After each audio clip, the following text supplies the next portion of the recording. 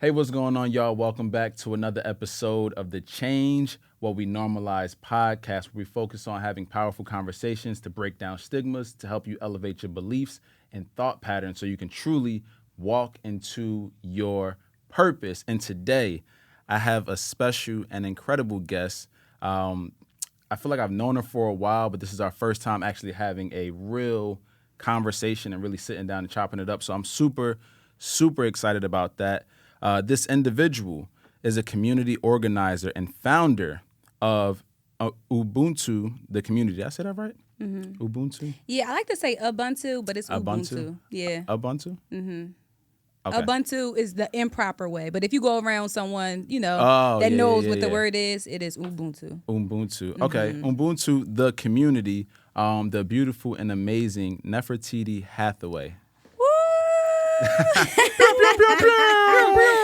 We got to get that drop on here. Oh, that'd be fire. That's gonna be fire. We're gonna add that for the next one when we bring you back as a guest. Okay.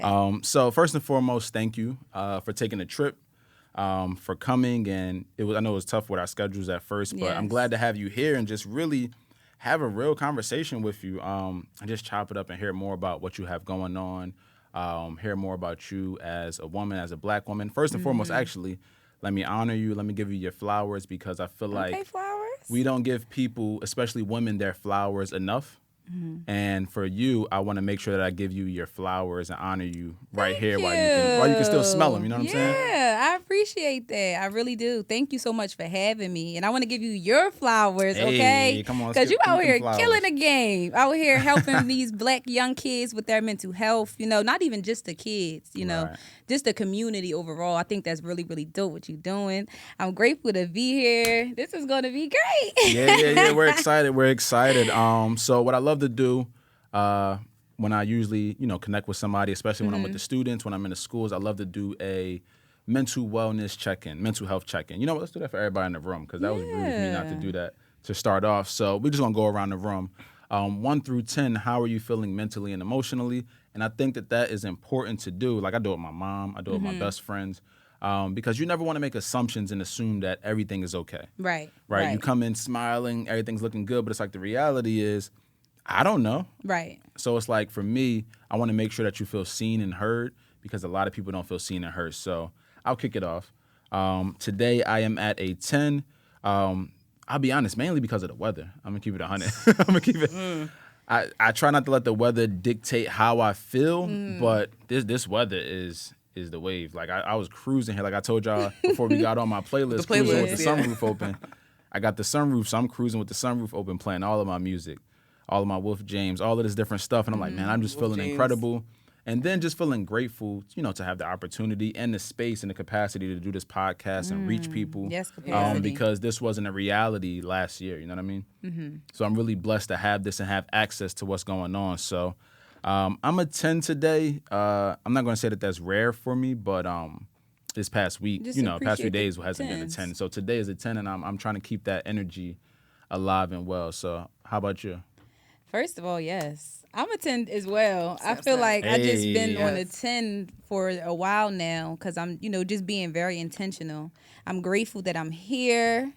I have the opportunity to be here, to finally have this conversation with you, to be in the room with all of these people. And I just feel like it's up. Like I feel like it's just energy. A shift happening. Right. And I'm living in it. Yes. So Right. I'm at a 10. Hey. Yeah. How about you, Jay? And honestly, I'm going to piggyback off of what both of you two said. I'm at a 10 too, honestly, because I just wake up every day just ready for the new 24 hours in the day. Just to thank God for all the blessings that we are just receiving on a day-to-day basis, big or small. So I just wake up thankful, grateful, blessed. So I'm at a 10. Got that positive. And Mike, how you feeling, bro? I know you're behind the camera. Nobody can see you, but we want to hear from you. Where you at today? Yes. I'm in 10s energy all over with the some board. 10s. All right. Shout out to the 10s. Right. And nothing can bring us down. So y'all need that drop. I like that energy check. I like that you do that. That's you have to. You have to. You got to check in. Because a lot of times what I realize being in the schools a lot with these students is like, I realized something that we all do is like, yo, what's going on? And you just kind of keep going past people, but don't we even never wait to stop to listen. listen. Right. So if you know, I ask a lot of students how you feel, and then I always ask them, give me your number, and then I'll come back around and ask you, why did you choose your number? And then they sit and tell you, just like, oh, okay. And then they feel seen, they feel heard, their guard starts to lower a little bit more, and we can get into a more in-depth conversation. But it's challenging to do that if I don't really gauge and know how you're feeling. Right. So I think that that's important. And like I said, I do it all the time. My mom be hitting me up now early in the morning. How you feeling, son? Give me a number. And I'm like, all right. It was at first I'm like, what are you doing? But I'm like, okay, I get it. I've been doing it so long that you're doing it. So I think it's important. And that's a practice for anybody to take with you. That practice of just, checking in. It's super, super important to check in. So I'm trying to think, when was the first time I was exposed to you and what you're doing? So last year you had the event. Mm-hmm. That wasn't my first time meeting you, though, or being exposed to you. Mm-hmm. I feel like... I've been doing it now. This year is my 5th year. 5th year. Mm-hmm. Doing Juneteenth and kickball. Did you ask me in the past if I wanted to be a part of it? Probably. Okay, maybe that was it then. Probably. And then I thought that was last year, no? Nah, it wasn't last year. It was definitely before then. Before. I'm trying to think. We've definitely been in the same room quite a few times and, in passing and things like that because, you have a very familiar face and look and things like that. But I can't really pinpoint the exact moment where I first met you. But it don't really matter now because we're in the room together now. So that's all that matters. Yeah, that's all that matters. So before we dive into really the meat and potatoes of this conversation, I don't even eat meat, which is crazy. I don't know why I said that. But before we really dive into, who you are, your background and things like that, I like to kind of break the ice a little bit. Mm-hmm. And I want to ask you, and I'll allow you to answer as well, favorite movie and why? Ooh. I know, that wasn't on the pre-podcast. Favorite movie of all time? And why? Or favorite movie right now and why? Because all time is tough. It's tough. It's tough. Right. I know I'm a movie person, so that's like... My favorite movie would have to be Avatar. Really? Avatar, wow. yeah. It's because it's just so... It's so spiritual. It's such a spiritual thing, like how they connect with the earth and all that stuff. And then how, it's always someone trying to come and take what's yours. Like, the source from you. But, if you fight hard enough, you'll be able to keep your source. So, yeah. I gotta go back and watch that now. She made that sound real Avatar, deep. I'm trying to tell you. Avatar. really is that. It's funny. I have an Avatar sticker on my laptop, so I feel you. Wow. Yeah, I gotta dive deeper in. Wow. Okay. Yeah. Cool. That's right. Wow, that was my first. Yo, that was some fire. Right. Yeah. Why you just? Now I'm gonna go watch it too. Like. Yeah, I gotta. Dope. Yeah, for me, my favorite. All right, so I have two. I kind of go back and forth. It's between The Pursuit of Happiness and The Wood, depending on how I'm feeling. The Wood, yeah. I love The Wood. I don't know. I love The Wood. That's a classic. Every time Yes. it's on, I have to watch The Wood. Yes. No matter what part You got to of watch it all the way through it to doesn't the even end. matter. It can be towards the end. It can be the middle. Yep. It can be when he first got out there. Like, it don't even matter. I got to watch it. It's one of my Yes. favorite movies. But The Pursuit of Happiness, I always say with every guest that comes on here, it's my favorite movie. Just the storyline of, perseverance, resilience, pushing through when, people weren't believing in you. Right. When his lady left him. You know what I mean? Yeah. When they looked at him like he was crazy, he continued to persevere, and he had this why, which was his son, to succeed. And he went to just the most extreme places to make this thing happen. I remember when they were in the bathroom, and he had his foot on the door. On the door? And he was I'll kind cry of like a like baby. creating a scenario where he didn't want his son to be scared or worried, so he created, we playing a game. Mm-hmm. And all of this was to have a better life. And yes, it's one of the most powerful movies. Perspective is everything. Perspective is Seriously. everything. Yep. And he was so determined, even when he went into the interview with his clothes all raggedy and stuff, and was like, look, this is what happened. He wasn't scared. He didn't try to like cop out or nothing. He went in there and just told him the truth, and this is why you should still, pick me. Right. Or when he was, in there doing the training and they had to prepare and they were working for free, he wasn't taking breaks.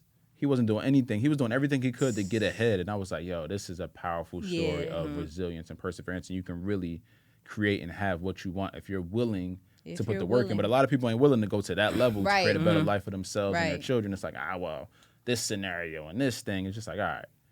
How bad do you want it? how bad do you want it? And it's like from the rip, he was like, yo, this is what it is. Like, I'm not selling my idea to y'all. Right. I believe in this. This is what I'm doing. If I got to chase a dude who stole my machine, I got on the bus, I'm going to do whatever. If I got to look crazy, if I got to jump out of this cab with no money in my pocket so I can get to where I need, like, I'm going to do whatever it takes. And to me, he went to the extreme levels. Yeah. So even... I mean, I joined crying and everything, like, man. No, and then after real. I watch it, I just want to get after it. Like, let me get up and get busy. Like, I be motivated. So, yeah, that's me right there. That's me right there. What about you? Well, as I'm sitting here thinking, I'm going to go ahead and say, growing up, I've always loved The Matrix. Like, Matrix is fire. But watching it adult me now, I'm learning a lot of things, how heavily related to real life The Matrix is. I'm not trying to get too deep, but it just preaches the idea of having free will and like knowing you're in life we're all presented with red pill, blue pill all the time. Like, do we know if we're getting presented with that every time? Right. Who knows? Right. But it's just like Neo definitely, he wanted to learn more, so he took, the pill of life, I think. Anyway. But yeah, Matrix, I would say for sure. That's a fire pick. Yeah, I haven't seen the most recent one because I'm that person where I don't like seeing the new stuff because I'm like I appreciate all the original stuff. Classics. The previews didn't grab me, so I was like, I'm gonna go ahead and wait. Yeah, I tried to watch it, but I'm like, nah, I gotta watch it later. Like, I'm gonna go ahead and wait and watch one of these kid movies real quick. Facts. That's what I'm gonna do. Avatar. I'm gonna watch Avatar, it. Now I gotta watch it now because I kind of watched it. Yeah, Avatar has some real stuff. I was kind of in and out, but now I gotta like get that deep message because you just blew my mind with that. Yeah. So. Last icebreaker question is a food that you cannot live without. Oh my. A food that I cannot live without. In this very moment, I'm going to go with olives. Ooh. I was not expecting that was so crazy. Like, but I don't know. I just been on olives heavy. Cause like I'm a chip eater, right? Okay. All right. So like I try not to keep chips in my house cause I'm on a weight loss journey. Hey. Okay. Looking great. So I'm like, okay, olives, they salty. Like, I don't know. So you getting your fix from the olives. It's like I get the... I was in DC I ain't judging you. and I literally, my friend was like, do you need anything from the market? I was like, some olives, some what? Like, that was really on my list. She did. But, I ain't gonna lie. If you would have told me you wanted olives, I'd have been like, is that it? Oh, you want That's all. Okay. That was weird. But nah, okay, olives, that's different. What about you? I'm gonna say potatoes because you can literally any kind of potatoes anything. Or just, I guess, Idaho potatoes. Okay. I don't know, to be specific. Yeah, I mean, I'm like, do anything with it. Yeah, right. When you're like vegan, like when you're plant-based, you can't really. Potatoes, you can get that anywhere. You can go anywhere and get potatoes. Yeah, you can get busy with potatoes too. Like you can order sides. True. I love some sweet home potato fries. Oh, home fries. Yeah, I'm gonna say any potato because that you were specific about, So yeah, you can do sweet potatoes. I rock with sweet potato. I like sweet potato fries. Yeah, I like sweet potato. Oh yeah, sweet potato fries hit. Yeah. It's a good spot out here. What is it called? It's not Is it Hip City Veg? Hip City Veg. I was just there. Whew, sweet potato fries be Word? slapping. Oh my God. And the cheesesteak that they got? I might go there after this. I'm telling you. Well, I might be right there at the door. Right. So for me, food that I can't live without. So I'm plant-based, right? Mm-hmm. But sometimes I backslide on the cheese. You know what I mean? Sometimes I backslide with the cheese and I gotta, I feel that. Forgive me. But it's pizza. I love pizza. And it's something about baked macaroni and cheese that I can't give it up. Yeah. You got to eat it during Thanksgiving. You going to say it's going to have to take me out. It's going to have to take me out. I need that baked mac to be like a slice of cake. I need that. I used to be like that. If you would have asked me a few months ago, I definitely probably would have said baked mac. What baked or mac? Or crabs. Crabs. Yeah, crabs. That's what I'm. That's what my guests like. Prior to y'all had this this girls group on Verbosity, incredible group, and they all said crabs, and I was like, yeah, crabs don't be hitting like that. I feel like it's too much work. They used to like back in the day, and I feel like once I got more mature, got a little money, I was like, yeah, crabs ain't for me that much. So what you like over crabs there? Oh well, you don't eat none of it. Yeah. Okay, yeah. I mean, no, well, I still have seafood every once in a blue. Yeah. Every once in a blue, but crabs, it's like too much work. Yeah. It's like somebody just need to crack them for me, leave them open so I could dip them. It's a lot, and I'm not really into it. So that's that. But that's good to hear that from y'all. Interesting. Again, the olives thing is crazy. Right, that's funny. So Don't judge me. I'm interested to see what people think about that. But so let's dive a little bit more into, who you are, your story. Obviously, we're going to talk about the organization and things like that. So I'm looking forward to talking about that. So I'm a big quote person. You'll learn this about me. I may share a few quotes while we're on here. Obviously, I had you bring a quote with you. We're going to finish off with the quote. One that I really live by is that your story is about you, but it's not for you. You know what I mean? I truly believe that. I believe it's for someone else. While your story is about you, it's for someone else. Every movie we see changes the world. Yeah. Every movie we see, every book we read, it's a story about somebody, but it's for us. Yeah. So with you, I want to go way back, almost to childhood. Who were you as a child? We see this, amazing, beautiful Black woman now doing incredible things. Who were you? What were those roots? What did that look like? So take us back. So you want me to tell you where I'm from and all that, right? All of that. All right. So I am Nefertiti Hathaway. I'm from Atlantic City, New Jersey. I grew up back Maryland. That is the hood. And I rep my hood. And my mother had 6 children. Wow. She had 6 children. And I am the 5th. So there were 4 before me. Then I had a baby sister. And growing up, my mother worked often. My father was in my life. But we didn't live in the same house. He lived in Pennsylvania. My mother lived in Atlantic City. So it was like I was back and forth between the two. And really, I used to go back and forth for disciplinary issues. Don't tell nobody, though. Oh, you were like wilding out? I was very disobedient. Okay, all right. I was one of those kids that knew what she wanted, and I wanted you to know what I wanted. And you wasn't going to talk to me any type of way. So that got me into a lot of disciplinary situations. So when I was younger, I'll fast forward to high school because that's a bit about my childhood. But when I was in high school, I had to go to alternative school because, like I said, you wasn't going to talk to me any type of way. So I got into it with the teachers at the high. I went to Atlantic City. Yeah, I went to Atlantic City High School for 1 year, and then I got kicked out. And I went to Viking Academy my 10th grade year. Wow, I never told nobody. Well, yeah. We here now. Look, we here now. Right, I'm so happy to be talking about this. But I got kicked out of Atlantic City High School, went to Viking Academy, and I feel like that is where, like, my eyes kind of got opened up a bit. Like, I got a job there, my first official job. I worked when I was younger, but for my mom's friend, one of those type of things. But that was my first official job. I worked at a daycare, so I was introduced to child care young. I was probably 14. I think that's around that age. And then after that, after working there, I left because I felt like I wasn't progressing. Oh, wait, before I go there, I went on a college tour, my first college tour at Viking. And I saw college, and I was like, yo, I got to go to school. Where'd y'all I have to go? go to school. We went to Maryland. We went to Morgan State. We went to the University of Maryland and another place. But Morgan had me.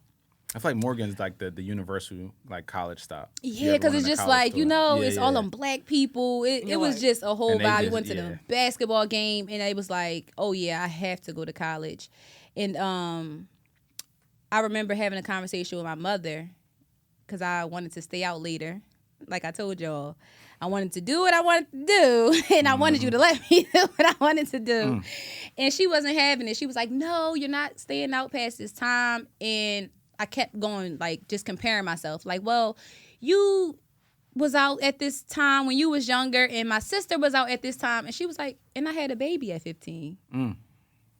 And she ripped me. And then she told my sister she had a baby at 16. She had a baby at 18. Don't worry about what we do. Do better than me. Be better than me. Right? And it changed my life. Like, in that moment, it was one of those things like, I'm going to do better than her. I'm going to be better than her. And it was like on some hateful stuff, like just because I wanted to prove you wrong or right or whatever. However it was, I just wanted to do better than you. But it led me to wanting more for myself. I remember going into the room and telling my sister, like, we're going to go to college. We're not going to have babies until we're married. Like, we're going to travel. We're not going to be nothing like them. And after my 11th grade year, I left Atlantic City. I was like, I have to go. I feel like I'm drowning. And that's where mental health comes into play. Because I didn't know it was like depression or anything like that. I just said, I have to go. I feel like I'm drowning here. And I went and I moved to Pennsylvania with my father. And then I knew I already had a goal to go to college. It was rough out there too, but it wasn't as rough as Atlantic City. I felt it was like a new beginning for me. And then I went there, graduated, and I went off to Lincoln University. And then Nefertiti Ubuntu Hathaway was born. And do you credit a lot of that to, I guess, your experience at Lincoln? Yes, absolutely. Dr. Babatunde, to be exact. Shout out to Dr. Babatunde. Hey. He made me into the leader that you see today. Like, I had it in me, but he put me in position. Like, we would have group projects. And he would be like, Nefertiti, you are the leader. And I used to be like, Dr. Babatunde, why am I always the leader of these groups? We had 1 million group projects. And it was like, he will always choose me as the team leader. And of course, you know, you're like, dang, I don't want to keep being a leader. Like, I got men in the group, I got women. You know, it's all these different people. Why you keep choosing me? But it makes sense now. Like, you know, he saw in me that I can lead a team. Like, I know how to lead people to where we need to be. Like, I knew how to do that type of stuff. And he saw it in me. And he's also the man who taught me Ubuntu, because I took him for anthropology. And, you know, Ubuntu means I am because we are. It's a way of living in Africa. Like, you know, that's something that people actually take on, like a culture. Like, you know, so I heard it and I'm like, dang, he broke it down. Like, you are because your mother is. You are because your neighbor is. You know, the people that you come across, all of these people are a part of your story. Wow. And it was just like, dang, I went back to my dorm room and I started breaking down friends, family, like everything. And I was like, yo, this is really dope. I want to live like this. And I started living like that. And my friends in college would call me Ubuntu, like, you know, walking down the quad or whatever. Like, so it really became me. Once I heard it, it was like, yo, this is so dope. I want this for myself. So was there ever any, I guess, knowledge or wisdom of, I guess, African history prior to that, or was that like really your first exposure to what was going on? You know what I mean? Yeah, kinda. I feel like, you know, being from the hood, you get a little bit of like culture, right? Like, you understand that it's black on black crime, and you understand who Martin Luther King is. You know a little bit about Malcolm X, Rosa Parks, stuff like that. Like, you know, the basics. But once I stepped foot onto Lincoln University campus with all of those like-minded individuals, people, scholars, like, you know what I'm saying? Like, professors that are well-traveled, black professors, you know, some other professors. But it was just like this feeling of like, wow, I'm home. Like, you know, I'm learning myself. Like, the people I was able to come across, the conversations that I was able to have, the knowledge. Like it was just, we had Langston Hughes, like, you know, different people. Thurgood Marshall went there. Like, we have buildings named after these people. So it was just like, it was like, dang, like, I'm here. Like, I have to come out of here as somebody or something. I have to do something. Yeah. Like, you know? That representation matters, because Seriously. you see yourself and you're just like, yo, I'm them. Right. You know what I mean? Right. And it allows you to really feel accepted and seen, and like, yo, I can do great things as well, because look what they did before me. I was just at Lincoln. Maybe this was October of last year, September of October. I went out there. I know. And spoke. I saw you spoke there. Yeah. It was. I comment under your post. Oh, okay. Yeah. That's dope. Yeah, it was lit too. They had it lit, and it was still before, you know, the COVID guidelines were down, but students was turned. Like, we was in that joint dancing and everything. It was a dope time. Yeah, you know, LU, Lincoln Pride, Hey. you know, 1854, the first HBCU. Yeah. Oh, wow, yeah. Yeah, it is. It's in the middle of nowhere too. It is. Like, we was driving in the country. I'm like, bro. Did you see any people on their horse and carriage? We drove past one. Okay, yeah. And I was like, Amish town. It's the weird, and they just slapped a bunch of black people in the Amish. Yeah, just like, of course. It's the you gotta craziest think thing. about it, you know, like when you settle Facts. at the slavery, it's like how far were you going? Yeah, where you really going? Yeah. Yeah, it's in the boonies for real, but it was a dope experience, and again, you feel like, yo, I'm home. Yeah. You know what the I mean? Underground like, Railroad actually passed through. Really? A little bit of gems for y'all. I didn't know that. I didn't know that at all. That's pretty fire. I'm looking forward to going back. It's like the Underground Railroad went through Cape May. Cape May, Oh yeah, Jersey. I found that out too. That it went through Cape May. Yeah. Which is kind of fire. So I want you to share with me a little bit more about that experience. Okay, so you got the experience at college, right, where it really exposed and it allowed you to like blossom. You know, you come back home, you know, you're back in the city. What's the first thing that happens? Like, how do you get this thing going? Right. Okay, so after college, I didn't come straight back to Atlantic City. Okay. I went to Ambridge, Pennsylvania. My father is from Aliquippa, Pennsylvania. He lives out in Aliquippa. Those are like Pleasantville and Atlantic City distance. Okay. So I moved to the town over after college, and I'm going to just be all the way real. I got a job at the daycare, and I got laid off because they said they didn't have enough students for me to be a teacher. And then I was living off my savings. Savings started dwindling down. I was depressed. Like, bro, I'm like, and I remember this was when I knew I had to leave because it was like so much on my mental. Like I would think about things like I was scared to die. Like I was having conversations like that in my head.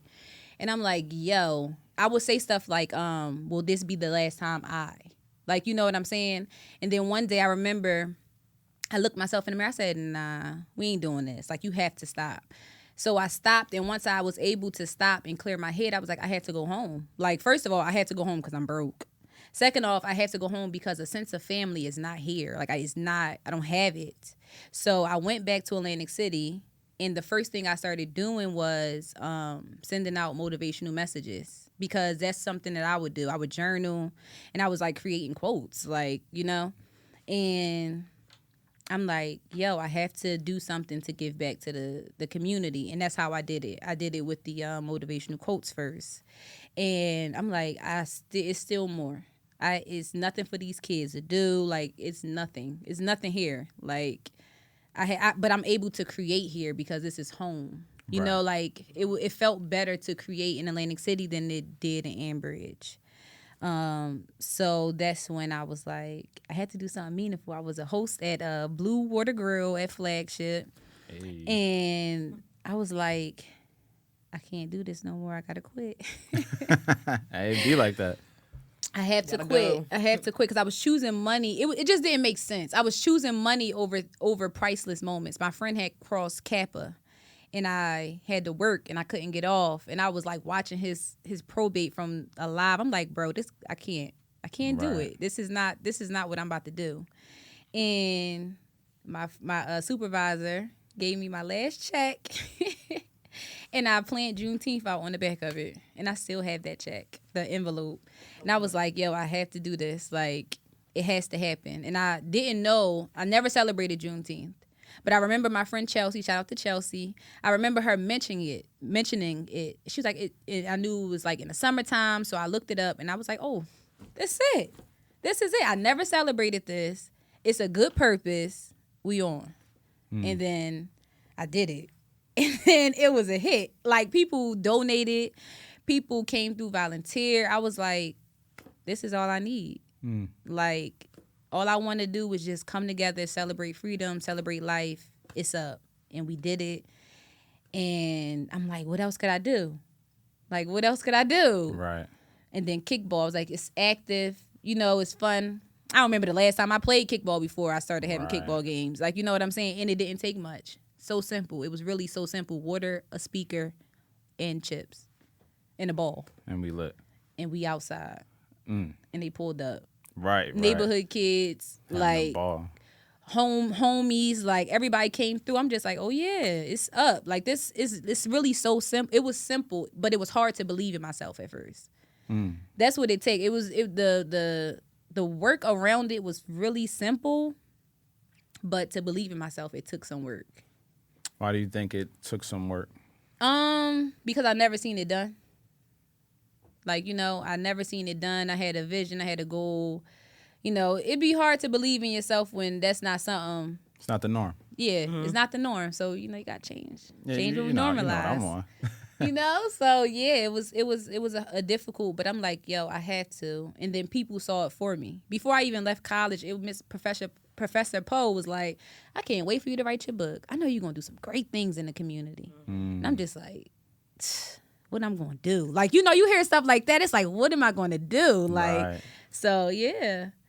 And it takes a lot because you have to feel worthy enough to even do it. Yeah. And I'm someone who's, written several books and things like that. But it's like a lot of people want to share their story and do these things and they want to create this business and they want a nonprofit, but they don't feel worthy enough to do it. They don't feel like, oh, nobody's going to support, or it's just all of these different, self-defeating beliefs. And it's like, you haven't even tried yet. You've already talked yourself out of completely everything. Right. And you haven't taken the first step. And it's like, God's placed this on your heart, and it's like, in my opinion, you're almost being disobedient to that voice because you won't just go. Right. You're trying to ration out everything out and find out all the logistics. Like, well, maybe. Right. It's just like, yo, somebody needs this. Right. You need to produce this, and I think that that's powerful for what you have created and what I've seen in the community, just being in the atmosphere. Like last year, I'm like, this is a whole vibe out here. Like, right. And I was tight because I had to go to a birthday party. I'm like, yo, I should just skip that jump. Like, I'm like, yo, they have another one. I was like, maybe they won't. So let me make sure I go to this birthday party. But I was like, I'm definitely out there this year. Yes. So with Juneteenth, you shared a little bit why Juneteenth. Do you feel a responsibility to have an event for Juneteenth to kind of educate people on that? Do you feel like a responsibility now because it's grown? I do. And I'm trying not to run away from it. Because, me personally, like sometimes when I feel like people have like some type of expectation of me, it's like, it can be frightening. Right. Like it can be frightening when someone has an expectation of you, but it's like, I know who I am. So it's like, I know what I'm capable of doing. And when I'm ready to, take it elsewhere or not host it, if that's ever a thing, then that time will come. But for right now, I'm good. Like, I feel like it's growing. A lot more people are becoming aware. Literally just became a national holiday last year. So it's like, and I've been doing this. That was the 4th year. So it was like, wow, that's really cool. Like, you know what I'm saying? People. Yeah, So to be a part of like that type of history, I always want to be written down in history books. And I feel like, come on. Manifest. Come on. Yes. So to be a part of something like that, it's like, oh, that's really, really dope. Like, that's really cool. Now the world is finally taking heed to what's going on, like, and it's only going to get bigger and bigger, like you said, because you've been in it before. I would say that the light was on it, and your heart's been in it for the right reasons to help the community, to expose the community, to galvanize and bring us together, right? And that's extremely powerful. So I know as the platform grows, as long as your integrity stays intact, everything's going to grow. Yes. And everybody who's attached to you, they're going to grow as well. I say. Yeah. We always talk about that. That's real. And if they're not willing to grow, they'll fall off. You know what I mean? That's what leaves are. Yeah. You ain't trying to roll no more. You can't hang. It's cool. Can't the tree is going to hang with the big dogs. Hey, look, the tree going to be around, big dog. But it's seasons change, and some stuff got to fall here for off. A season or a reason. Right. So I was reading some stuff. What you read? So I do a little stalking before episodes and stuff like that. But not even that. But I was reading the pre-podcast stuff, and you share something because, as you know, themes for this podcast are resilience, faith, vulnerability, and you shared about your first ever time hosting the Juneteenth celebration, and I believe someone or the venue pulled out the funding. So I want to hear a little bit more about that because I want to hear a little bit more about that. And this is the reason why, because people see, again, they see you now, they see what's going on, they pop up at the event like, oh, this is lit. But it's like you didn't see the struggle that came with this. Yeah. Even though your motives are pure and you wanted to do this, nothing really works out the way we want it to, especially at first. Right. So for you, starting this out, these things happen, this opposition happened, and you could have easily quit. Just like, nah, this ain't for me. I'm going to do something else. I'm going to go get this bag, what everybody else is doing, you know what I mean? Right. But you stayed true to what you believed in, and now this thing is growing rapidly. So share a little bit about that. I want to hear a little bit more about that. Yeah, so like I told you, I wrote it down on my check, and then I went to the community center where I'm from. Like everything that in Back Maryland? Yes, Back Maryland. Okay. Everything that I ever thought of doing, I tried to start at Back Maryland. Like, wow. Because that's At my home. hood. Like, you know what I'm saying? I Wow. know what it's like to grow up there. Oh, I'm getting a little emotional. Hey, Let it look, out. No, let it out. This is got what this tissues. podcast so is about. cute. This is what this is all about. Yeah, so like, I went back there and I talked to a guy. He was all with it. Like, he was with it. Like, oh, great. Like, let's do it.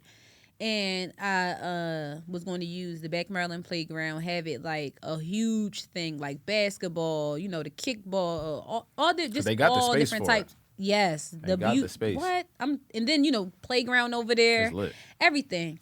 And then once we had a second follow up meeting, and I showed him like everything, like the budget basically. He was like, "Oh, He like." said, Like, what is this? Like, I don't know about this. Yeah. Like, wait, you sure about this? And I'm just straight up, like, I shoot from the hip. I'm like, yes, like, this is what we doing. Like, this is how it's happening. This is what we doing.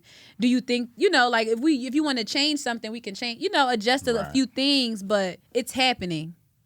And he was just like, okay, send me, the whole 52 fake out type of thing. send me the information. Send me I'll this, look send me it that, over. send me this, send me that. I'll get back to you. And Running across my people. You know what I mean? he was Yeah. like, well, so he was like, go see these type of people, like all these different people, like for donations, like Border Club, like just basically saying like, go get some donations. Right. And like once I started having meetings and stuff like that, I would reach out to him. He would not answer the phone. Like Wow. he dubbed me, y'all. Like he would not answer the phone. So I'm like, okay. So I went to City Hall and I was like, look, I'm trying to have it back Maryland. How can I do that? They told me the process, which was long. It's so shot out. Like, it's really shot out because Wow. it'll be a special event. Right. So you have to do this long paperwork, all this stuff, permits, Gotta da. jump through mad hoops. But shout out to Miss Harvey. She was like, but it's a county-owned park where you can just pay the fee. And she basically just told me it'd be easier to go through Oscar McClinton. Right. So I'm like, all right, bet. And once I secured the spot and I started asking for donations from the hood, it was just like, it's up. It's happening. Yeah. That's a great spot too. Great. It's like a hidden gem. I don't ever located. even want to really is, leave yeah. there I'm about to say now. the spot Like, is You never like can. beautiful. Like And it's big. yeah. It happened. And I was like, oh, this is where it's supposed to be. It was meant for me to have that little hiccup. You know what I'm saying? Right. Because if I would have did it with him, energy's off. It could be a little weird. yeah. So was Ain't there no ever telling any how long like it would have lasted. was there ever any like doubt when that happened? No. No.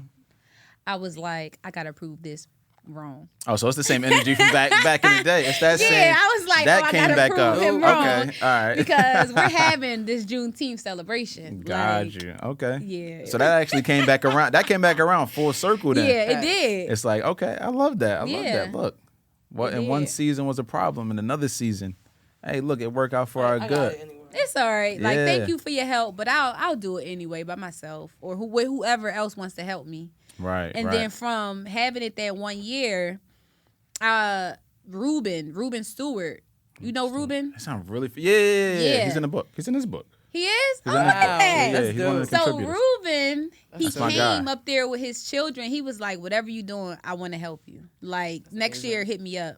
So the next year came and he hit me up. He like, "Yeah, Ruben be Juneteenth on is it. coming." Da, da, da, da, boo, boo, boo, boo. I'm like, yeah, and he's been helping me ever since. Shout out to Ruben. I love Ruben. He's Shout out such to a good Ruben. That's my guy. Like stand up guy. I had to get Ruben on the podcast. Yes. thorough. I had to get Ruben on the podcast. Yes, get Ruben on the podcast. That's my guy. Yes. Dang, that's dope. I got it. So now I got to get involved. Yeah. I don't know how, but we need to figure out how I Yes. can get involved and really add to what you have going on. Yes. Let's chat about Yes. that. Yeah, we need to really Volunteer talk some about of your that. time. Oh yeah, for sure. I definitely would love to do that. Yes. Because I love when something has a great cause, and I love when the people behind it have pure motives for Mm-hmm. the people being involved. And that doesn't mean, because some people hear pure motives and it's like, oh, well, you ain't trying to get money. It's like, no, don't get twisted. We're going to get this money. Okay. But that's We gonna come. need We this gonna get money. this money. Don't get it twisted. Like, we going to get the bag. We going to get it. but we're going to steward it right too. And ultimately, we're here to help and serve. Because I think about all of the kids and teens that come to what you do. It's like that experience is fire for them. You know what I mean? Right. And just how they feel when they're there and they get to be fully themselves and they don't have to tone it down. It's like, yo, be At you. all. Yeah. And you get to be accepted and loved. Like, that's different. And we You don't didn't got people yelling at you like, stop. Yeah, Like, you can literally do whatever you want. We didn't really have that. I mean, we had the national night outs, but they were Never been. Yeah, we I've had been them like all once. the time. We had them Pleasantville all had the time them. in Pleasantville, like all the time. But it was kind of, you know what I mean? Yeah. You know what I mean? Might be saying like- too much. It was So, alright. yeah, It was a alright. Juneteenth. It wasn't Yeah, Juneteenth. it wasn't like, away. yo, I'm my full black Yeah. self in this I thing. get to You be know what I mean? blackety black today. Like I can be blackety black. I can wear a shirt that say blackety black black yes. black. like- and everybody can and be like, just- okay, I like your shirt. And I feel great. So, yeah, we definitely gonna chop it up and talk about that. I want to shift gears a little bit though, and as we were talking earlier about, just mental health, emotional health. You, someone that's a business owner, someone that's running this organization, someone who is constantly giving back to her community. You pour out a lot, I do. a whole lot. I do. You know what I mean? So it's like it's really important as a leader, as an owner, to really, begin to pour into yourself. So give us, maybe a time or some experiences where maybe mentally you were kind of checked out from what was going on. Maybe you were in a darker space. December 2021 was that? I think. Remember when I took that break? I told y'all like I'm gonna take a few months. So just last December. Yep. Yeah. Yeah, I think was it 2021 or 2020? It might have been 2020. Yeah, I think it was 2020. 2020 December going into 2021. Yeah, Okay. there you go. Yeah. Yes, I was like, I had just got out of a bad relationship, and I was like still trying to run at 100 with Ubuntu the community, and it was just like I'm a doula, like I do the childbirth educator. Yeah. So I was doing that, had clients, a substitute teacher. I was just like, Doing I'm a like, lot. listen, mama got to take a break because if I don't, I will not be able to produce properly, like for anybody, especially for myself. So I took a break off of, and I was doing Juicy Mamas heavy, my juicing business. Yeah, because somebody told me, it was like, yo, it's juicy. I'm like, word, let me get one. Yeah. And then I found out, I went to I call I'm her like, the goat "Dang, she because doing I that too? Yeah, I was like, yo, it you was really She does doing everything. so You much. out here the ultimate hustler, like. I the was goat. giving it up crazy like Like, that. yeah. Like it was crazy. Like I was doing the most. Probably sitting here like, wait. I'm like, wait. 'Cause Yeah. like I was running on E, and I had to really take some time to really sit with myself for many different reasons. Because first of all, like I said, when you get out of a relationship, That's tough already. That's already a tough You're situation. mourning that situation. exactly. Right. So it's like now I gotta be present with myself and figure out who I am, what I want, not only in a partner but in myself. Like, you know what I'm saying? Like just for me, by myself. So I had to do that and that's why I took a step back from Ubuntu the community as well, because I was just like, yo, I'm giving this 100. I'm giving my relationship 100. I'm giving my doula stuff 100, my job 100. But what Nefertiti got? Like, I was running on E. So I started to meditate.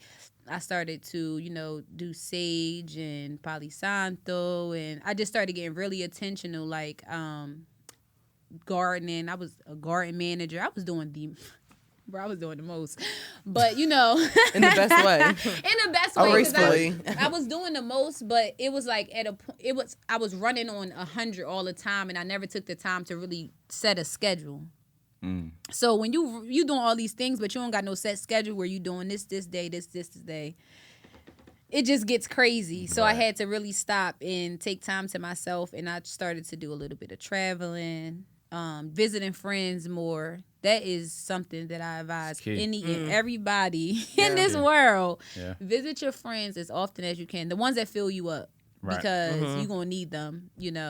I started to be around family more. That's something that Jim Rohn says, in your winters, surround yourself with family. And winters is not just winter cold, but in them dark Don't isolate yourself. yeah, them dark that dark season. So yeah, that was a time for me. And I was able to regroup. It took me a while. It took me a few months, but when I came back, I had boundaries. You know, I had a clear view of what I wanted, you know, in myself, in a partner, in my board, you know, just everywhere, honestly. But I had to take that time because I was running on E. And look, Nef 2.0, when she came back, I was there. Yeah. Seen it. Yeah. You can Thanks tell. for always affirming me, Jay. Of course, yeah. Right. I mean, you carried the weight of all that with grace anyway. Thank Even before you. you took the break, I will say, because I was just like, yo, like, she be acting like everything's cool, but okay, like, Right. we supported her obviously, like as a board. Yeah. We were still like, yo, do what you got to do, but That's important. she still wore it with grace, regardless if she was, you know, dealing with all those different things. I'm still looking at her like, yo, like, you're still the GOAT, like, what? Right. Sometimes Yeah. you got to I mean, not even sometimes. Often we got to unplug Yeah. because there's so much going on. We overstimulated. We have a lot of different hats that we wear. I mean, you was wearing 25. Like, you was out here working like a... The governor. Like, come on. Governor of It was like I Atlantic was City. scared to be home or something. Like That's deep. it literally felt like that. Like, you know, Wow. I wouldn't not stay home. Like I was just running. But I didn't consciously think like, girl, but you don't like your house, you don't want to stay Right. home. Like, you know what I'm saying? But it was just like, and at that time I think I was coming out of living with my mom. So I was just, you know, freshly in my own place. So it was a huge transition. But Wow. I was so happy that I was able to make that transition in my own home and not in anybody else's. If that makes Right. sense. Like, Right. you know, Different like kind I of was freedom. able to create a space that brought me peace. That's powerful. That's powerful, being able to create that space that brings you peace. And again, I applaud you for disconnecting, because a lot of times what happened is if people don't take that time to disconnect and recharge, they burn out and then they burn Yes. everybody around them. Yes. You know what I mean? And that's so important, especially for us to like understand that people who are leaders, people who create, people who own, people who are looking to build, people who Yes. are, you know, resilient, who are trailblazers. Like, yo, sometimes we got to pull back. And I know for me personally, I hit burnout twice. One led me to the emergency room, and I had to really learn that lesson of like, yo, it's productive to rest. Yes. So now It's even my productivity therapist and be on rest. my head about it. She was like, yo, you need to be around. She literally told me this session, hopefully she's watching. She told me, she was like, before you do anything, you know, whether it's podcast and speaking, you need to focus on self-care. As soon as you're done, you need to go back to self-care. The people around you need to pretty much be pillows around me because of all the trauma that I had growing up and just my natural inclinations to always be on go and always be aware and all these different things, living in shock. She was like, you need ease around you. Yes. She was like, you need rest. She was like, you really need to unplug more than the normal person does because of how high your motor is. And you can burn out so easily. So she literally has me like Shout out to her. sitting That down. sounds like a great doing therapist. that. Literally, yeah, you know, she's Yes. phenomenal. You She's need that. phenomenal. Yeah, you need that. And it took me a few therapists to get to her, but I'm glad I didn't I'm stop. glad you got there. Yeah, she, man, I don't know what I would do without therapy, to be honest. It's like Yeah. God and therapy. Without those two, it's like, yo, it's no Nate. Like, I would literally just burn out and crumble. But she really be on my head about stuff like, yo, I need you to do this, sit down, journal. Actually, you know what? Unplug from everything. Just put this music on and don't say nothing for a few hours. She was like, I need you to lay on the floor.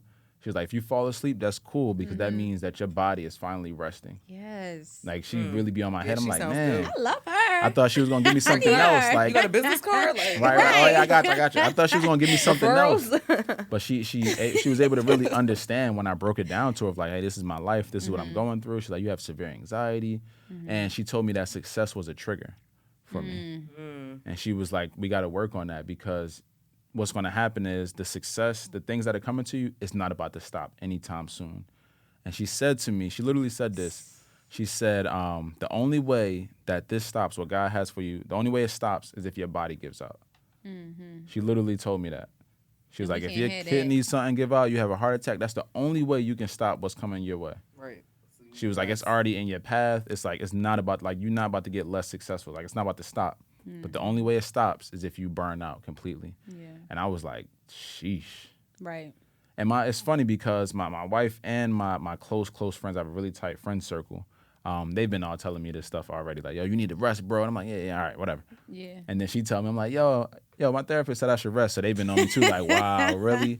So when we say it is not valid, I'm like, look, I just needed that confirmation. You know what I mean? Yeah. So yeah, it's important for me to have those kind of people around me that make things easier for me. Yeah. Obviously, I still work hard as you do, but it's important for people to understand, like, yo, you see this stuff, but we also take care of ourselves. So for you, you kind of explained a little bit, but what does that self-care look like for you now? Visiting friends. That's I a love huge visiting one. I love friends. that. I love that. Excuse me. Sitting in the house listening to music, like jazz music or like Sade or Hey, like, the vibe. yeah, Yes, like yes. you know, That's why I like that. or Yeah. A good or like playlist will do Tasha it. Cobb, like oh my gosh, I can sit in what's the other woman name? Tony. Oh, I can't remember her name, but she has like an affirmation album, the best. And baths, cooking for myself. Just I like to romanticize myself, like you know, like be that. romantic towards myself. That's dope. I like to give that to myself because that's something that I feel like I've been looking for in partners for so long without giving it to myself. So like right now I'm just like living in it, like you know, I'm going to take care of myself the way I want to be taken care of. And Wow. yeah, lighting sage, journaling. I journal every single day. I have to do 10 affirmations and 10 grateful. Shout out to Ayana for putting me on that. Do you do it in the morning or in the evening? Whenever you get so to it? most days it's in the morning, but some days I get up and I still be getting up and going sometimes, but I'll bring my journal with me or like I'll do it at the end of the night, like you know. So, but that's something that I do my best not to miss. Yeah, I got big into journaling as well a few years ago. I got like books and books in my office just full of journals. My latest journal that I just started working on is letters to God. So I just write letters to God as if I had a pen pal. My friend Angela has a journal called Letters to God. Really? Yes. I'm about to you plug me in with that. Yeah. Cause I thought I was just doing something. I was just like, yo, God, da da da da. I ain't talked to you in a while. Love Nate, da da da. And I just be That's going beautiful. in. Writing helps. So yeah, Yes. writing helps. I'm a huge advocate for writing. I would consider myself a creative writer. I love do to write poetry? and get things out. So here's the thing. I do poetry. I've never performed anything I've written. Oh, you gotta come to our open mic night. Right, I was gonna say, When's well, open mic night? We putting it together. I'm Y'all in heard there. it here first. I'm in there.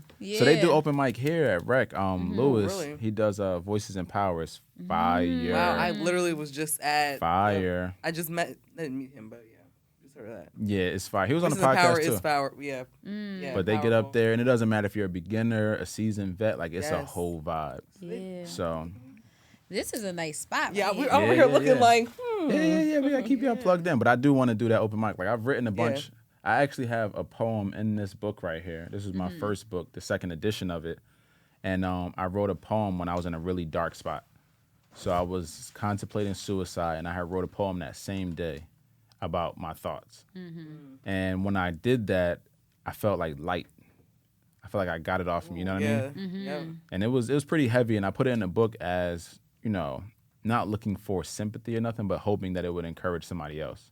Of like, yo, the dude that y'all be looking at that y'all think is this, and this. Right. It's like, yo, bro was going through it. Right. And, you know, he had his low points. You know, I went to 5 different colleges, all types of stuff was going on.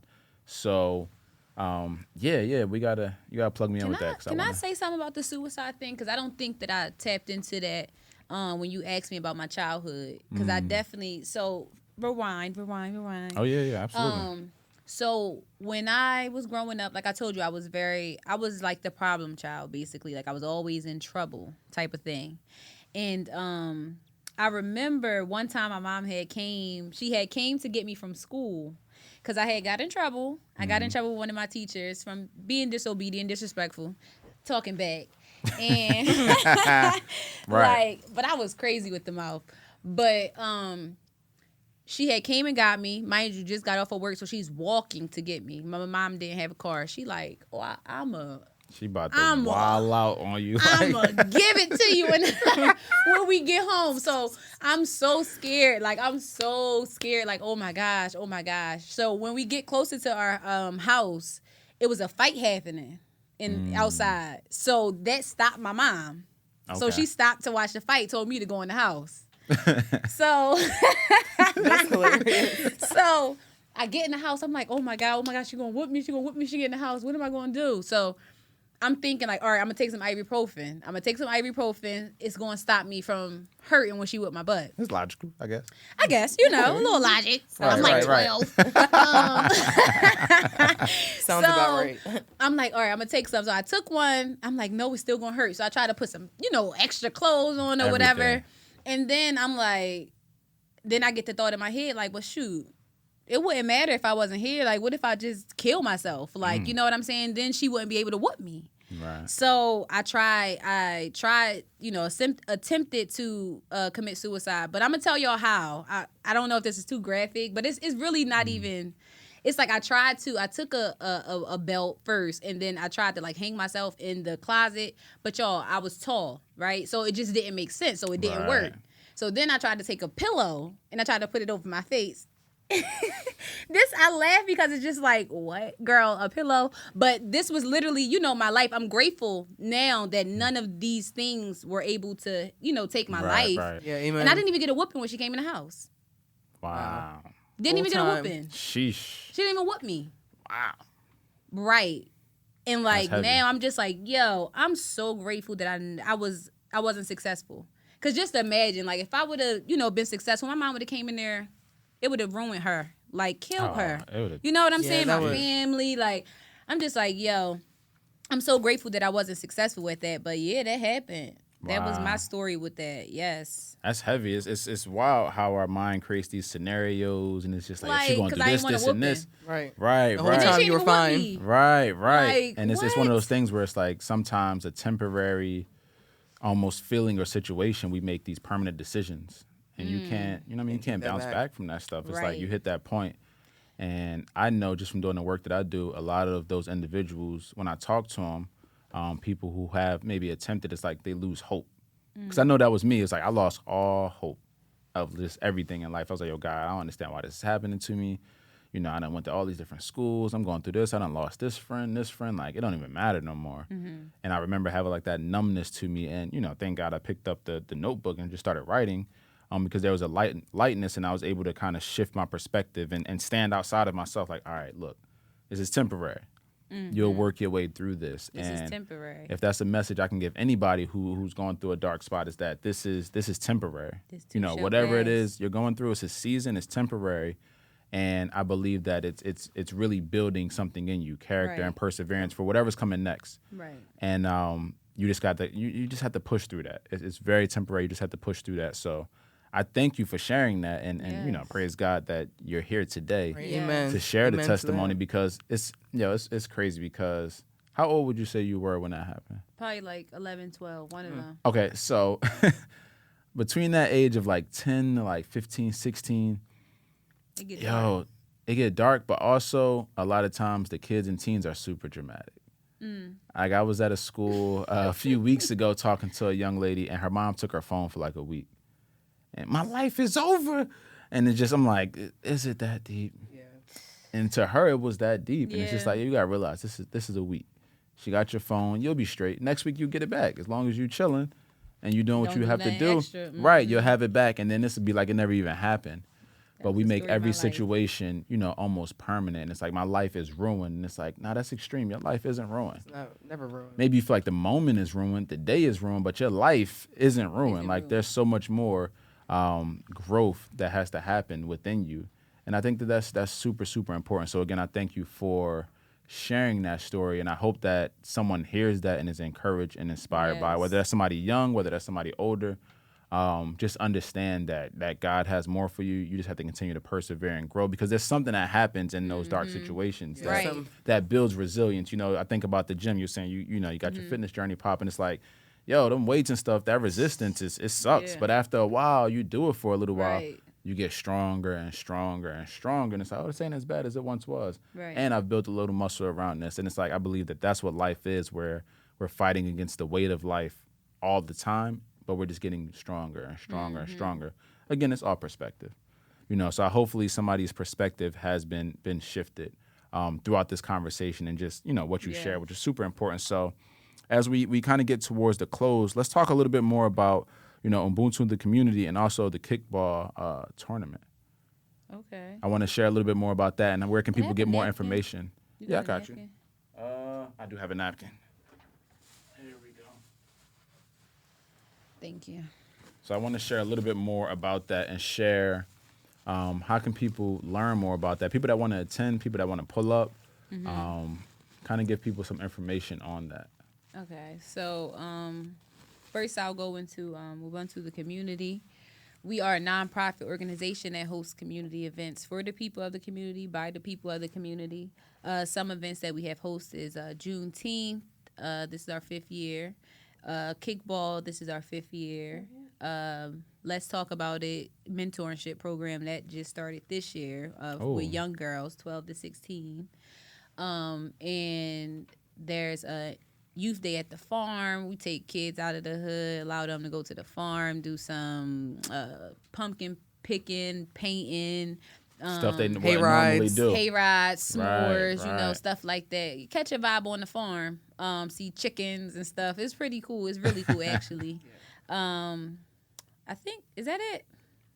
I think so. I think that's what we have right now. We have other stuff in the works. We just mentioned Poetry like the night. open mic and stuff like that. Yeah, that's going to be. Is that going to be an AC? Yeah. Oh, we're stepping more into like, doing stuff for adults as well. Because I feel like we've done a lot of things for children.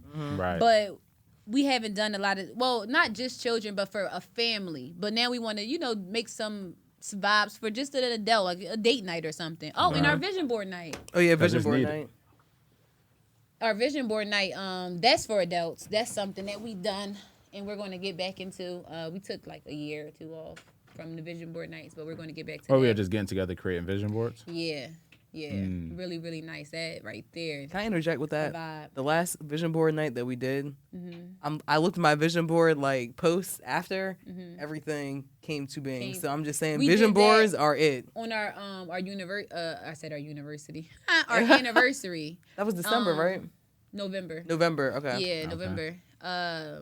We did. I just got my board. We did a vision board together, and that was it. But not that was it. But it was something small for us, and I'm looking at my vision board. I'm like, hold up, they were everything came to right to being. Make it plain. Right, no, literally. That's a fact.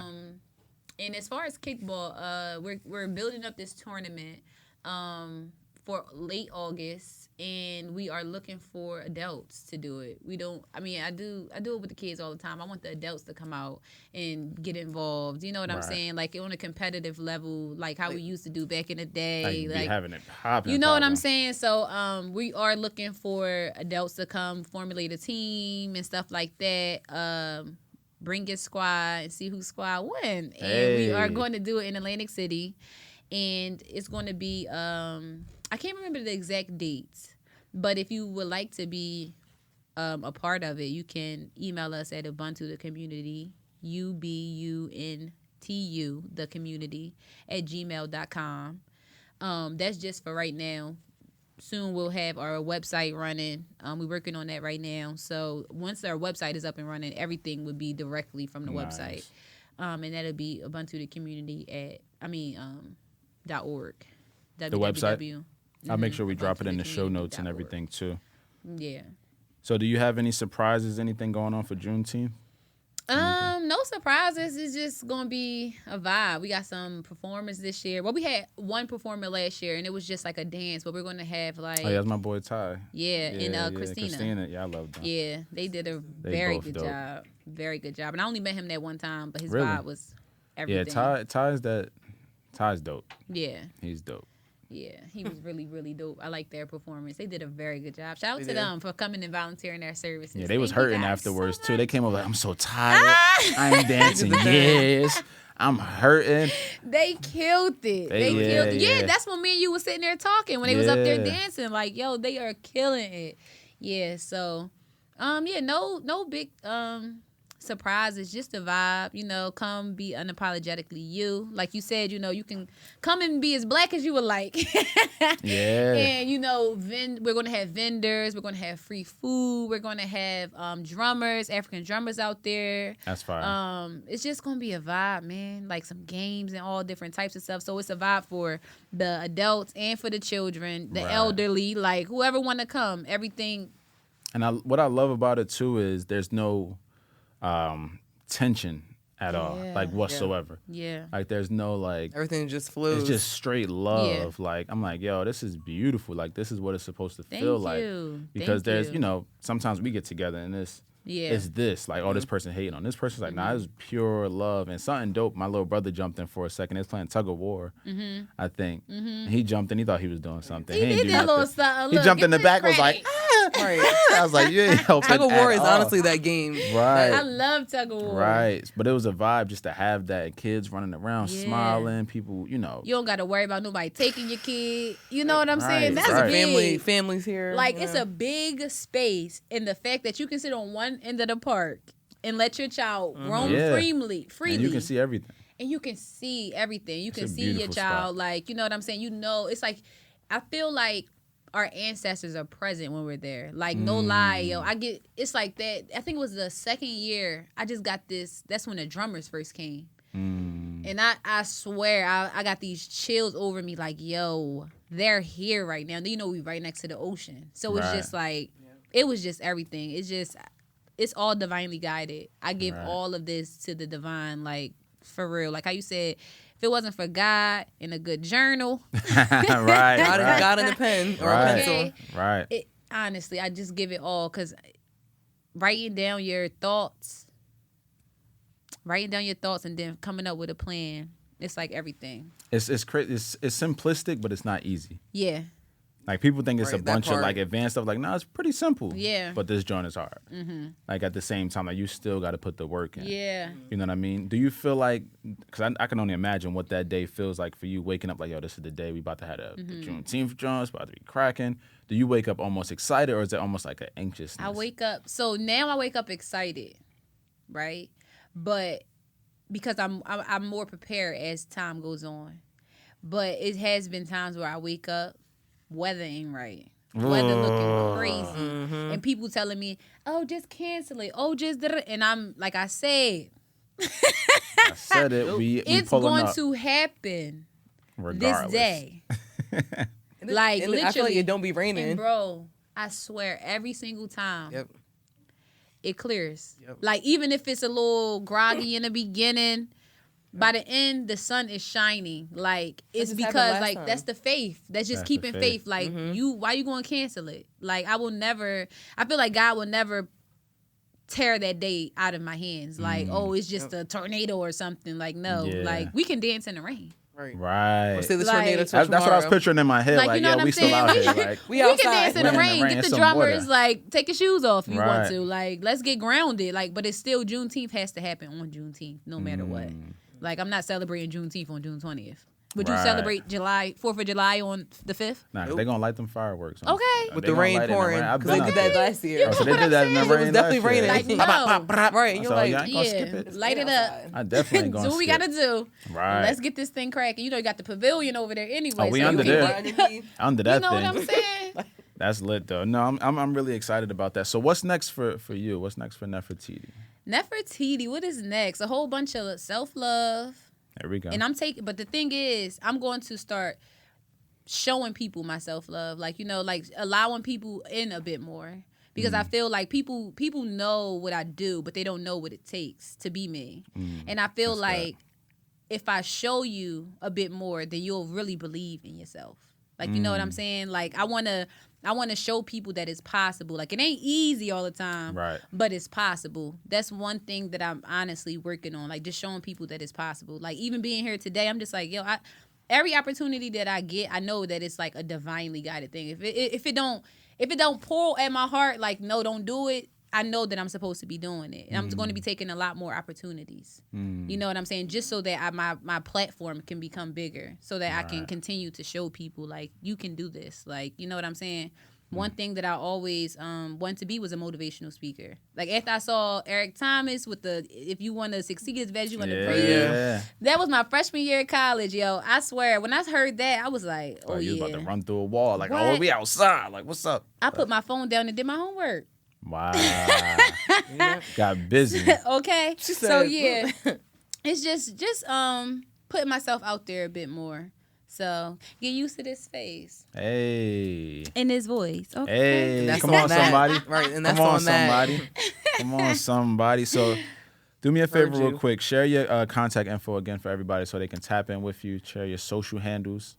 Okay. My social is naturally_Nef. That's my Instagram. And that's my Twitter. I mean, not my Twitter. My TikTok. I just got on TikTok. Yeah, TikTok is a different beast. I know, right? It's different. But I'm looking forward to becoming more frequent on TikTok. Yeah. And our website will be up and running by the time this drop, because you said this would be out in a few weeks. So it is ubuntuthecommunity.org. So Ubuntu, Ubuntu. And that is also our handle for Facebook and for Instagram, Ubuntu the Community. Nice. Yeah. Now, what was the quote that I gave you? So, actually, that's what we're about to get into. You did come with a quote, but you came with a quote from... Les Brown. Yeah, it's funny because you said motivational speakers. The great Les Brown, who's still kicking and still adding value like crazy. He still got so much energy, too. Yes. He's still like just the most vibrant motivational speaker ever. Brown's boy. Yeah, he gonna tell you. Him and his twin brother. So the quote was, "What will be different because you came this way?" Oh, I'm gonna read that one more time. I love that. What will be different because you came this way? So what does that mean to you? Legacy. Our song at Link University was, I want to live a legacy life. And I didn't know at the time, with me going off to college, wanting to do better than anything I ever seen for me and my sister, I didn't know that I was living a legacy. Like, living for my legacy. I didn't have that word attached to what I was doing. Right. But once I went to Lincoln, I was like, I want to live a legacy life. Like, that's what I've been working towards. Right. And then when I heard that, I'm like, you cannot leave things the same way you found it. Right. Like, if you see that it's necessary, then just do it. Right. Like, so that's the reason why I was able to put on, my events, because it was necessary. I don't want to leave any room and you not get something from it. Like, you didn't get a gem from Nefertiti. You didn't get a feeling from Nefertiti. Like, I didn't inspire you. I didn't help you understand me a bit more. Like, you know what I'm saying? Like, so that's what it means to me, the legacy. The legacy. I like that. I love that, actually. The legacy. That's fire. The legacy. As you were speaking, it made me think of there's this comedian. His name is Michael Jr. Incredible comedian. He doesn't curse in his comedy. Okay. Oh wow, that's respectful. Incredible comedian. Like, dude be having me rolling. But he believes his purpose is to inspire people through comedy. Help people to tap into their passion, their potential, their purpose through comedy. So that's his whole mission with comedy. Everything he does, and he has these three things, these three pillars that helps you to figure out, what am I supposed to be doing? What's my purpose? And he says 3 questions you ask yourself: what's the problem? Who are the people? What do I give? Hold on, I need to write that down. as you were sharing that, it made me think. It's like, okay, what's the problem? We've identified that. Who are the people? You've identified that. What do I give? Now we have Ubuntu the community. And I think that that's so powerful, because a lot of times, especially people going into college and things like that, it's like, oh, I want to be this, or I want to do that. And it's like, you may not be called to that. You know what I mean? Right. You're thinking about you. You're thinking about you. Talk about it. Yes, because when they real call, thing. you got to... Right. And it's like, you're thinking about you the whole time. Oh, I want to do this. I think I'll be good at this. Yeah. But what does God want you? Right. It's like, what's the problem that you're being called to? Who are the people? It may not even be people you want to serve. Is what it is. Right. And what do you give? Right. And I think that's so powerful when you can answer those 3 questions honestly with yourself. Then you can align yourself with your purpose, and then you have fulfillment. Because I can only imagine the level of fulfillment that you have. Even though the event is huge, it's a lot of work, it's a lot of stress on you. It's like, there's a certain level of fulfillment that I'm sure you get from the work that you do. Facts. Which is powerful. So I love that quote. I'm going to actually save this. I'm a big quote person. I got like quote folders all on my phone and on my MacBook, so I'm definitely going to take that one from the incredible and amazing Mr. Les Brown. So, and can I say something about what you just said about, the fulfillment of the event? Absolutely. It took me, I think it was like 2 years, like that second year, because the first year it happened and I didn't really get to enjoy it. It was like, it happened. This was dope. Right. But the second time, I wasn't trying to. I wasn't focused on the event going great. I was focused on enjoying the event, being a part of the event, being able to see what I created. Right. And that's when Juneteenth became my favorite holiday. Because the first year it was like, oh, I'm looking forward to creating it again because of the first turnout. But the second year was like, yo, this joint is lit. Like, this is a day that I want to be a part of for the rest of my life. Like, you know what I mean? Like, one of those type of things. Right. Like, so, yeah. I anybody out there listening, okay, enjoy the moment. Seize the moment. Don't just keep living through life trying to check off your checkbox. Like, you have to be present in the things that you're doing, because if you don't, everything will pass you by and you'll only have pictures, and it's just like you never were in the moment. You don't have the feeling. You was never in the moment. That's deep. You gotta be You know in what the that moment. reminds me of? People at a concert. Now, I'm not mad at you for getting a few photos and videos, because I do that. Yeah. But it's like, I know people who literally whole time. record the whole thing. And it's like, honestly, that literally. And I need to show people the whole thing. It's like, fam, Why you you didn't on get to live at a experience. concert? Yo, at the Maxwell joint, people was on live on Facebook. I'm like, you're not like they could have bought the ticket and been there. You know what I mean? It's something different when you're recording. Like, oh my God, this is my favorite song, and you like this. Make sure you focus. It's another thing when you literally are in the moment. I remember me and my wife were at a J. Cole. We seen J. Cole 3 times already. Ooh, J. Cole. We seen J. Cole 3 times. I think Beyonce like 4 times or whatever. Concert lover. Yeah, she got me hooked on that. She got me on my first concert. Like, concerts are. I think my first concert maybe like 6 years ago, and this was like Kanye at the Revel when it used to be the Revel in Light City. I was there, and he was there for a few nights, and we went and seen, and that was my first concert. And then from there, she kind of everywhere. We was 112, Maxwell. I'm sorry, that being your first concert is a great. Yeah, I mean, it was Easy being your first concert. Yeah, we saw Alicia Keys, Rihanna, just we do concerts. So that's like our thing. That's dope. But it's an experience together. So we saw J. Cole, and I remember just like, it was almost like a blissful moment. I was looking around just like, am I high?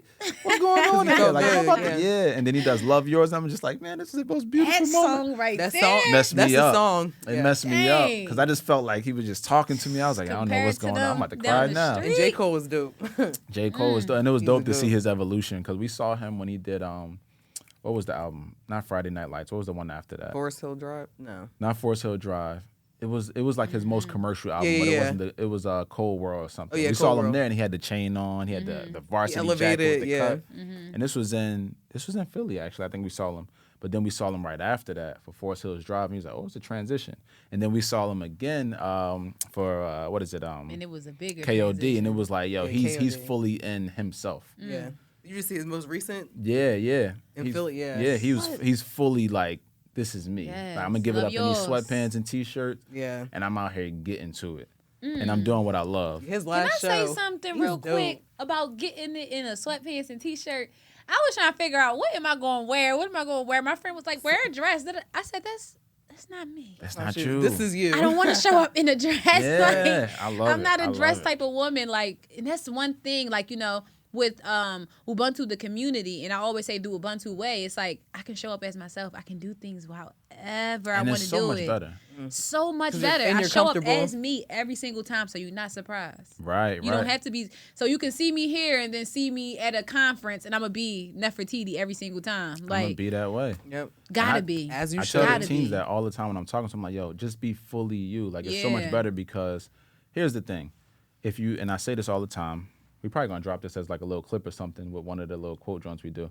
But I tell people all the time, it's like it's like you gotta sprinkle the knowledge. It's one of the things where if you play a character, you have to be that character. Yes. You know what I mean? So you think about Tiring. all of your favorite actors. You think about the Uncle Phils of the world. They You don't come think out of about the Steve character. the Urkels. Will Smiths. People don't know, or the Talk Will about Smiths. it. But it's like people don't know their real names because they play the characters so well that every time you see them or think of them, you think of the character. Wow. You know what I mean? And it's Yeah. like, yo, if you play a character, you're going to have to be that character every time I see you, time because I that's how see I you. know you. Yeah. It's like, yo, I'd rather just be fully myself, because I can sleep at night. I ain't got to try to put on for you. Right. If you like it or love it, it is what it is. It don't matter. It really I'm don't matter. comfortable, you know what I mean? Yeah. So even me, you know, I speak a lot, and I'm speaking in the corporate realm, and I'm going to these conferences in front of all Killing these different it. people in suits and stuff. In my head, I was like, oh, maybe I should get like a suit or something. I was like, no. Yeah. Pull all the way back, bro. Because like, be you, because this is who they want. Yeah. This is who they seen online. This is who Right. they see on the website. They see this guy with tattoos, with a nose ring, that's being fully himself Right. and speaking life in this way. I love It's not that. the look, you know what I mean? It's not the look. Now, it's not saying I don't want to get dressed up every once in a while. I think I Yeah. got dressed up for the mixer But when or I feel whatever. like it. When I feel like it, but it's like, yo, this is what you want. This is what you're getting. So I'm going to come in these jeans and this T-shirt with a quote on it. And I'm gonna kill this opportunity with the fire quotes on the tee. With the you know what I mean. And I'm gonna around come the quotes, like. right. But I'm gonna come through and give you my full version of myself. And when I leave, the people that are in this room are gonna be so impacted that you're gonna want to bring me back. Yes. But a lot of times we try to put on because we assume like, okay, I'm trying to get this look. Like you said, I should come in with the dress to try to. No. Come full of you. Yeah, if the dress is full of you, cool. If it's not, cool. But I want the real you. Don't give me the character. Don't give me the actor. Give me the true version of you. So I think that's important. We don't went on a whole nother tangent. We could. But for real though, you gotta be yourself. You hit something deep. Be you. That's the best person to be. Be authentically you. What's the quote? And every time everybody you show else up, is taken. Everybody else is taken. Everybody else is taken, man. And the reality you're the only person that has a blueprint, right? And you're gonna be this watered down version of somebody else. And this is another quote that we're gonna be dropping soon. That we actually already recorded this one, I think. But I was saying, when you're trying to be somebody else or a carbon copy of somebody else, it's going to make us just think of the original. We ain't going to think of you anyway. So you're trying to be somebody else. But, they remind me of so-and-so. Right. And I gave the example of, what was it, the Chrysler 300. It's like everybody was comparing it to what, a Phantom or something? Mm-hmm. Oh, yeah. Like it, yeah. It made us think about the Phantom. We didn't really care about the Chrysler 300. Right. Because we were just thinking, oh, it look like a Phantom. Mm-hmm. We ain't say the Phantom, oh, that look like a Chrysler 300. We didn't. You know what I mean? Yeah, because the Phantom was here first. Just be you. Just be you. So, be you. Last question that I have for you, signature question for the show. What does change what we normalize mean to you? It means everything. It means Nefertiti Hathaway. It just means live your life unapologetically. Like we just was saying, it's okay to stand on your own, in your own lane. Even when people don't identify with what you're talking about. You know, it's okay because at the end of the day, you're changing the norm. Like you don't want everyone to agree with you, but if you have that one person, that's all you need, and just make sure that you just believe in yourself. So change what we normalize. Like, shoot, how many people believe in yourself, believe in themselves? So that right there, change within itself. Just believe in yourself. That's change for me. That's powerful. I love to ask people that question, and I love to hear the different dynamics and answers, and the responses always just floor me. Like, dang, that's fire, because I know what it meant to me or what it means to me. To you? So for me, I'll share it briefly. It was birthed. It's crazy. I was in Back Maryland when this happened. Hey, Black. We was shout out to the block. Shout out to the block. No, stop. The hood go crazy. Hey. So we were actually back there a couple years ago. It was a hot spring summer in regards to like teen murders, and anytime there's like some type of march or something, I get a phone call to come speak. And I got tired of it. I was like, bro, I'm not coming. Like, I'm tired of y'all pulling up on you when kids are getting murdered and things like that, but y'all not outside on a regular day talking to them. Y'all walking right past them. Right. Like, I was hot. But they ended up, talking me into it. I ended up going. It was the march that, I can't think of the church, but it ended up in Back Maryland. It was when the mom was back there? Yeah. Okay. Yeah. That was the only march that I really even remember. Yeah.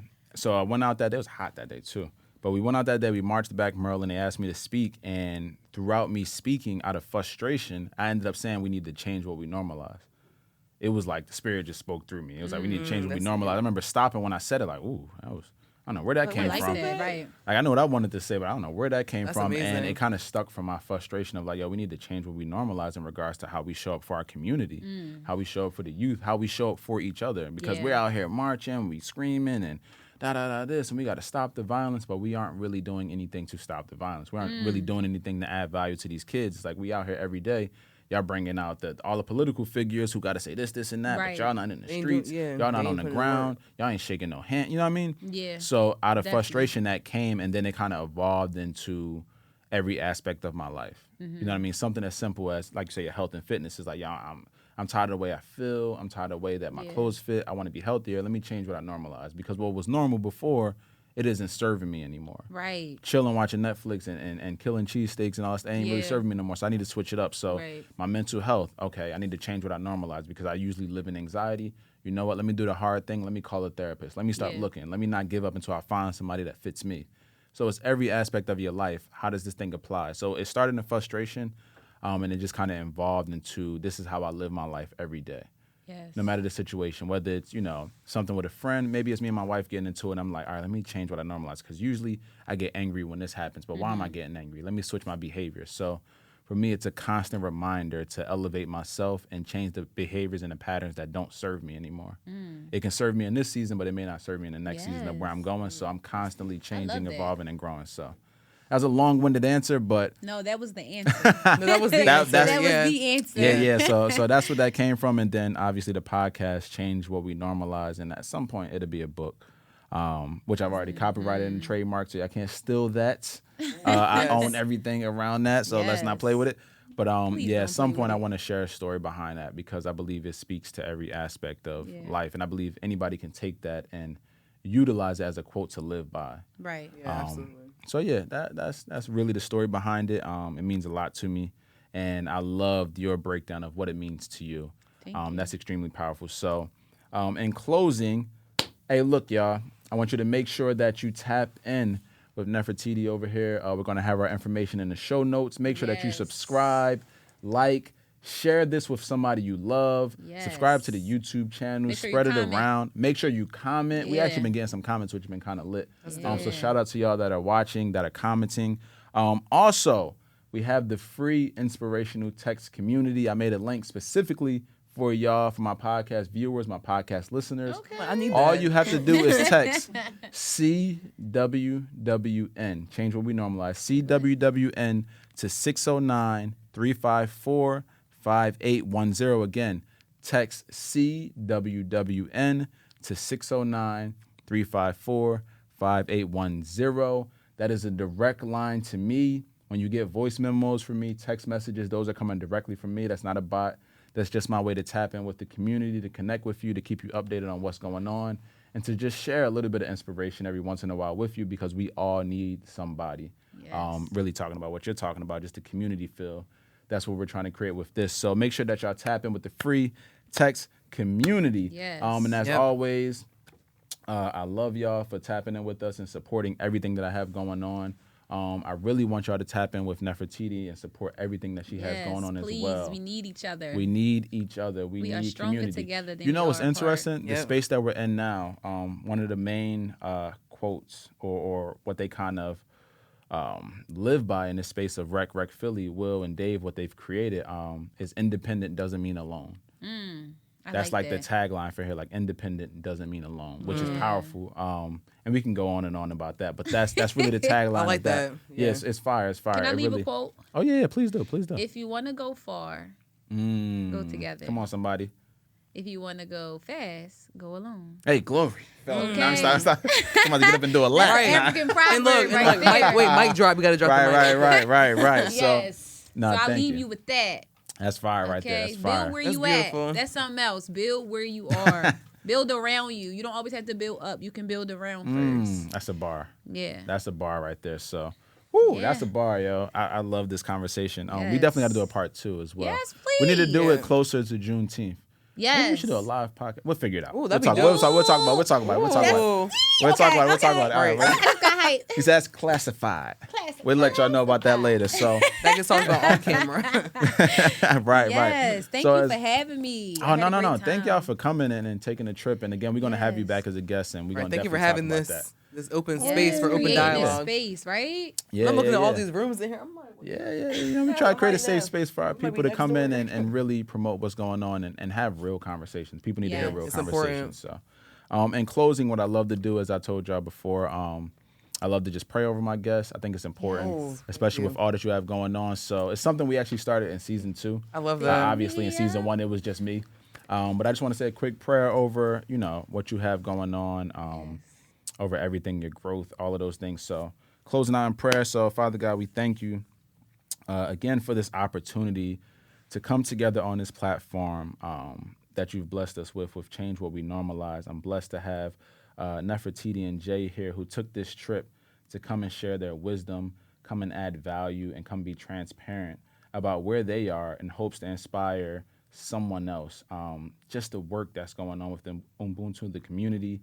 I pray that you would expand their territory, that you would bring the right people into their sphere, Yes. into their space that would add value We need people in this season of our life, Lord, who add value, who aren't looking to take, but who are looking to give and give from a pure place. So I pray that those people will come into alignment with everything that they have coming on. And I pray that somebody on the other end of this camera lens is blessed by what was shared, whether that's, when this episode drops, whether that's from, a few years from now. I pray that this thing lives on and that the inspiration from it really pushes somebody to move and believe in themselves. So I pray this covering, and I pray that we will all make it home safely back to our destinations. Again, Lord, we thank you for this opportunity to meet, to come together, to just exchange positive energy and love and show our people that this is possible if you fully believe in yourself and the gifts that you have given us. So we thank you, we honor you, and we praise you. And it's in Jesus' name we pray. Amen. Ashe, amen. Amen. Amen. Amen. Amen. So Yes. that's another episode of The Change, Where We Normalize podcast. And until next time, I love y'all. Peace. Peace. Hey.